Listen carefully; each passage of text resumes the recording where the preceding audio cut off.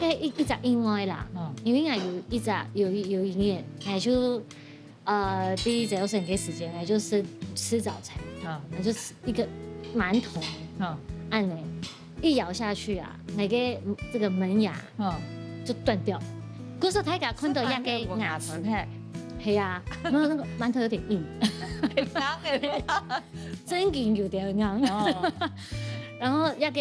牙齒啊就斷掉。嗰時候大家看到一個牙齒，係解，解用是我下午的時候還要去定妝哦。定妝都係人呢，演員接到一出戲嘅時間，我先去，因為我聽伊個一個化妝、髮型、上膚我做乜嘅都定妝啊咧。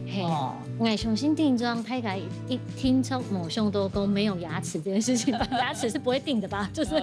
牙齒是你自己本來的嘛，不然也就很臨時，早上就趕快去先去粘一個很假的，啊，至少有個牙齒，一個做個新的牙齒的時間，我就先生他就給我醫生啊，他就給我這個牙模，做一個牙模，因為給我寬嘛，看大家這個牙齒，我就看到懂得很像很凶哦呀，我就跟他要，他就不愛。因為一般的牙齒團可能就已經過緊張誒，結果下注一個過重要嘅，都有牙齒的事情啊咧，講話會漏風漱口水會噴出來，是說那個真給多神奇的經驗。